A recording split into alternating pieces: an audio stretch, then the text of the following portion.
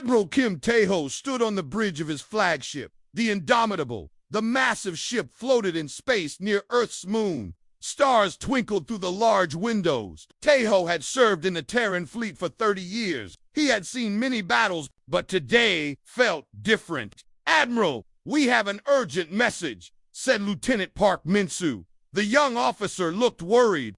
"It's from the Galactic Council." Tae-ho frowned. The Galactic Council rarely contacted humans directly. They thought humans were too young and wild to be important. "Put it on the main screen," he ordered. The screen flickered to life. A tall blue alien appeared. It had 4 arms and glowing eyes. This was Speaker Vorthalin of the Vorthok race. Behind him stood 2 other aliens, a bug-like creature from the Zilani Collective and a proud-looking humanoid from the Regal Commonwealth. "Greetings, humans," Vorthalin said. His voice was cold and commanding. "I am Speaker Vorthalin. I speak for the Galactic Council. We have watched your expansion with growing concern." Tae-ho crossed his arms. He did not like the alien's tone. "Your Terran empire has grown too fast," the alien continued. "You have taken control of 17 star systems in only 50 years. This breaks the ancient laws of the galaxy. You are young and do not understand your place." The bug-like alien stepped forward. "The Zilani Collective agrees. Young racers must learn patience. You expand like a disease across the stars." The third alien, tall and wearing golden robes, nodded. "The Regal Commonwealth has ruled the galaxy for 10,000 years. We know what is best. You humans must learn to follow orders." Vorthalin raised one of his forehands. "Therefore, the Galactic Council gives you this ultimatum. You have 30 standard days to withdraw from all 17 systems. Return to your home world. Stay in your small corner of space. If you refuse, we will use force to correct your behavior." The message ended. The bridge fell silent. Captain Park Ji-woo, Tae-ho's second-in-command, spoke first. "Admiral, they want us to give up half our colonies. Millions of humans live in those systems. They think we're children who need punishment," said Dr. Lee Soman, the ship's science officer. She had studied alien cultures for years. "The Galactic Council has never faced real opposition. They expect everyone to obey." Commander Choi Dongwoo, head of intelligence, looked grim. "Sir, our spies report massive alien fleet movements. They're not waiting for the deadline. They're already preparing for war." Tae-ho stared out at the stars. His grandfather had been among the first humans to leave Earth. His father had helped build the first colony ships. Now aliens wanted to push humanity back into a cage. "Contact Emperor Han," Tae-ho ordered. "He needs to see this message immediately." 3 hours later, Emperor Han Kyung-soo sat in the Great Council chamber on Earth.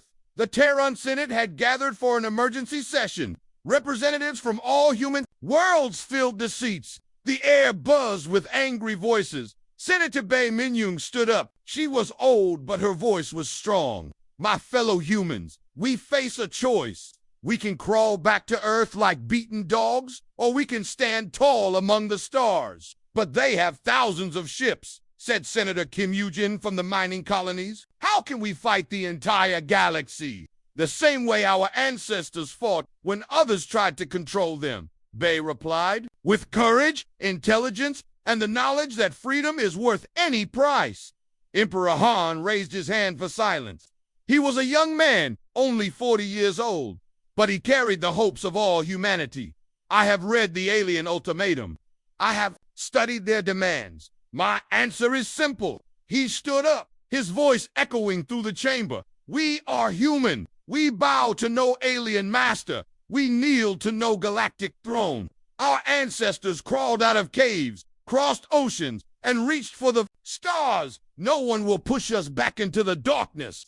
The chamber erupted in cheers. Representatives jumped to their feet, shouting their support. "Prepare our response," the Emperor commanded. "Let every alien race hear these words. The stars belong to those brave enough to claim them. Humanity claims its place among them." Back on the Indomitable, Admiral Tae-ho received the Emperor's message. He smiled grimly. He had expected no less from human leadership. "All ships prepare for combat operations," he broadcast to the fleet. "Cancel all leave. Recall all personnel. We have work to do. Captain Park Ji-woo appeared on his screen from the destroyer Soul's Pride. Admiral, what are your orders? Begin mobilizing every ship we have, Taeho replied. Contact the outer colonies. Tell them to prepare their defenses. This won't be a small fight.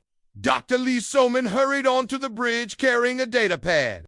Admiral, I've been studying the alien message. They mentioned 17 systems, but intelligence reports show alien fleets moving toward 23 systems. There, Lion Commander Choi confirmed. This ultimatum is just for show. They plan to attack regardless of our answer. My sources say they want to make an example of us. Taeho felt his anger grow. The aliens thought humans were weak. They thought fear would make humans surrender. They were wrong. Sir, Lieutenant Park Min-soo called out, we're receiving an emergency transmission from the New Busan colony. The main screen showed Captain Park Ji-woo's worried face. Behind him, alarms were blaring. Admiral, massive alien fleet just dropped out of hyperspace. Hundreds of ships. They're not waiting for the deadline. What's your status, Captain? Taeho demanded. I have one destroyer against their entire fleet, but I won't run. New Busan has 2 million colonists. Taeho watched helplessly as alien ships surrounded Park's destroyer. The enemy ships were huge, covered in spikes and weapons. They looked like angry insects in space. Captain, you're outnumbered. 1,000 to 1, Taeho said. Withdraw while you can. Park shook his head. With respect, Admiral, I have my orders. Protect human lives. I intend to follow them. The screen showed Park's ship charging straight at the alien command vessel. It was suicide, but it was also the most human thing Taeho had ever seen. This is Captain Park Ji-woo of the Terran Empire. Park broadcast on all frequencies. Tell your queens, tell your councils, tell your emperors, humans don't surrender. We don't bow, we don't break. The Soul's Pride rammed into the alien flagship. Both ships exploded in a ball of fire and light. News of New Busan's fall spread quickly through human space. But instead of panic, something else happened. Recruitment. Centers were flooded with volunteers. Factories began working around the clock to build more ships and weapons. On the Indomitable, Taeho gathered his officers. The aliens think one defeat will break our spirit. They don't understand humans very well. What are your orders, Admiral? Asked Commander Choi. Taeho looked out at the stars. Somewhere out there, massive alien fleets were heading toward Earth. They thought their ancient power and superior numbers would easily crush young humanity. We're not going to wait for them to come to us, Taeho decided. Dr. Lee, I need everything you know about alien military doctrine. Commander Choi, get me intelligence on their fleet positions. We're going to do something they won't expect. What's that, sir? Dr. Lee asked. We're going to attack first. They want to teach us a lesson about knowing our place in the galaxy. It's time we taught them something about humans. Taeho smiled coldly. We don't follow orders from anyone who tries to make us slaves. Lieutenant Yoon Hunter, the youngest pilot on the ship, stepped forward. Admiral, request permission to lead the first strike mission. Granted, Taeho said. Take your best pilots. Show these aliens what happens when they threaten humanity. As the Terran fleet prepared for the greatest battle in human history, one thing was clear. The aliens had made a terrible mistake. They had threatened the one species in the galaxy that refused to accept limits. The war for humanity's freedom was about to begin. 2 weeks after Captain Park's sacrifice, the Terran fleet gathered in deep space. Admiral Kim Taeho stood on the bridge of the Indomitable, watching hundreds of human ships prepare for battle. Every vessel humanity could spare was here. Battleships, cruisers, destroyers, and even converted cargo ships with weapons bolted to their hulls. Admiral, final fleet count, reported Lieutenant Park Min-soo. 837 ships ready for combat. And the enemy, Taeho asked. Commander Choi Dong-woo looked grim. Intelligence reports over 10,000 alien ships converging on our core worlds. They're confident this will be an easy victory. Dr. Lee Soman stepped forward with her data pad. Sir, I've been studying alien tactics from the New Busan battle. They fight the same way they have for thousands of years. Big formations, straight attacks, no creativity. That's their weakness, Tejo realized. They think warfare never changes, but humans adapt. A new voice spoke up. Admiral Engineer Lim Jae-sung reporting for duty. A young man in a dirty uniform approached. I've been working on something special. What kind of something? Tejo asked. Lim smiled. We captured some alien technology from the wreckage at New Busan. I've been mixing it with our own weapons. The results are ... surprising. He showed them a new type of missile on his data pad. This combines human guidance systems with alien energy core. It's 3 times more powerful than anything we've built before, and it can change course mid-flight. How many do we have? Tejo asked. 5,000, sir. Plus new armor plating that can absorb alien energy weapons. Tejo nodded. Good work. What else? Captain Quan Hyen-woo appeared on the communication screen. He commanded a new type of ship, completely invisible to alien sensors. Admiral, my stealth ships are in position behind enemy lines. They have no idea we're here. Excellent, Tejo said. Lieutenant Yoon Hana, status of the fighter squadrons. The young pilot stepped forward. She had been promoted after leading successful raids on alien supply lines. All pilots ready, sir. We've studied their formation patterns. They expect us to attack from the front like civilized races do. But we're not civilized, Tejo said with a grin. We're human. Far away, in the crystal halls of the Galactic Council, Speaker Vorthalin watched the displays showing human fleet movements. The bug-like Zilani Queen stood beside him, her many eyes gleaming with hunger. The humans gather their tiny fleet, Vorthalin said. 800 ships against our 10,000. They will learn the price of defiance. My swarms are eager to feed, clicked the Zilani Queen. Human colonies will make excellent breeding grounds for our young... The regal Commonwealth Admiral, dressed in golden armor, nodded proudly. 10,000 years of galactic rule have taught us how to handle rebellious species. The humans will surrender when they see our power. But General Oh Sung-won, hidden on an asteroid with his marine forces, listened to their communications. Human technology could break any alien code. He smiled grimly. The aliens still thought they were fighting a normal war. Marines, prepare for boarding operations, he whispered into his community. Time to show these aliens what humans do when cornered. The battle began in a 7-sun system, where 7 bright stars created a maze of light and radiation. The alien fleet arrived first, forming traditional battle lines. Their ships were huge and impressive, covered in ancient weapons that had conquered 100 worlds. Humans approaching, reported an alien sensor operator. Small fleet attacking from the front as expected, but Admiral Tejo had other plans. All ships, execute Plan Chaos, he commanded. Instead of attacking in formation, human ships scattered in all directions. Some dove toward the suns, using the radiation to hide. Others spread out wide, attacking from impossible angles. The aliens had never seen anything like it. What are they doing? Demanded Vorthalin. This is not proper warfare. The Zilani Queen's swarm ships tried to surround the humans, but Lieutenant Yoon Hana's fighters struck from above and below. Her pilots used the gravity of the 7 suns to slingshot around the alien formations at incredible speed. Fox Squadron, target their command ships. Yoon broadcast. Remember, Captain Paul, make every shot count. Her fighters dove through the alien fleet like angry wasps. The new hybrid missiles struck alien ships with devastating effect. Ancient armor that had protected them for millennia cracked and burned. Captain Quan's stealth ships suddenly appeared inside the alien formation. The aliens had no idea human ships could become invisible. Panic spread through their ranks as ships exploded from within their own protective formation. Impossible, shouted the regal admiral. They're inside our defenses. How did they? His words were cut off as General O's Marines teleported aboard alien command ships. The aliens had never faced human ground troops before. Human Marines were smaller than most alien warriors, but they were fast, clever, and absolutely fearless. Surprise! O yelled as his men charged through alien corridors. Humanity sends its regards.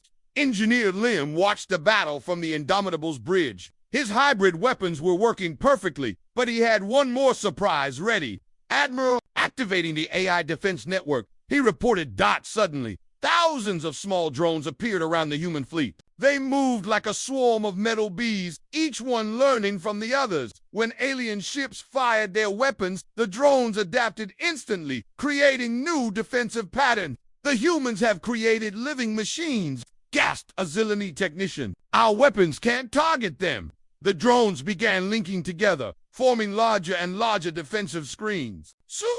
The entire human fleet was protected by a constantly shifting barrier of intelligent machines. Dr. Lee Soman smiled as she watched the alien formations fall apart. They've used the same tactics for 10,000 years. They can't understand warfare that changes during the battle. The tide of battle turned completely. Alien ships began retreating, but human forces were everywhere. There was nowhere to run. All alien ships. This is Admiral Kim Tae-ho. He broadcast across all frequencies. Surrender now, and your crews will be treated with honor. Continue fighting, and face the consequences. Speaker Vorthalon's voice crackled with rage. You are young. You cannot defeat the ancient powers.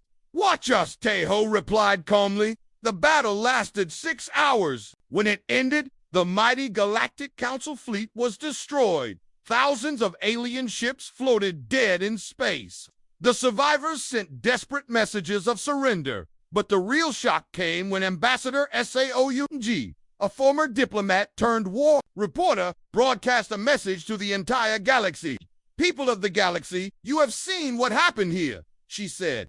Her voice was carried to every world, every station, every ship. The Galactic Council told you they were protecting you. They said they knew what was best for everyone. She gestured to the wreckage of the alien fleet.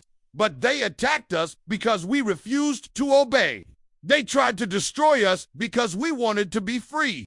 Ask yourselves if they would do this too. Humans, what would they do to you? Across the galaxy, something amazing began to happen. Species that had been under alien rule for thousands of years began to rebel. The Galactic Council's grip on power was breaking. The galaxy is changing, Seo continued. Humanity didn't start this war for conquest. We fought for the right to choose our own path among the stars. That right belongs to everyone. 3 months later, Admiral Tae-ho stood in the ruins of the Galactic Council chambers. The ancient crystal halls were empty now. The Vorthok had retreated to their home worlds. The Zilani collective was broken into individual hives. The regal commonwealth had fallen to internal revolution. Emperor Han Kung-su's hologram appeared beside him. Admiral, the new Galactic Assembly is ready to begin. Representatives from 60 species want to join our alliance. An alliance, not an empire, Tae-ho said. We're not going to make the same mistakes the Council did. Lieutenant Yoon-han, now promoted to commander, approached with her report. Sir, exploration fleets are ready to launch. We've found 17 new systems with intelligent life. They're asking for protection from the old Council forces. Granted, Tae-ho said. But remember, we're protectors, not rulers. Dr. Lee Soman joined them, carrying news from the diplomatic corps. Admiral, the Vorthok have sent a message. They want to negotiate a peace treaty. On what terms? Tae-ho asked. Complete withdrawal from conquered worlds, recognition of all species' right to self-determination, dismantling of their war fleets. Tae-ho nodded. Acceptable, but we'll verify everything. Engineer Lim appeared with his latest invention, a device that could detect any species' emotional state. Trust, but verify, he said with a grin. Very human approach. As the sun set over the former council chambers, Tae-ho reflected on the war. Humanity had won not through superior numbers or ancient wisdom, but through the one thing that made them truly unique, the absolute refusal to accept that anyone else could decide their limits. The galaxy is free, he said to his assembled officers. Every species has the right to reach for the stars in their own way. Commander Yoon smiled. And if anyone tries to take that freedom away, then they'll learn what Captain Park taught us. Tae-ho replied. Humans don't take orders from anyone who would make us less than what we are. The stars shone down on a galaxy wide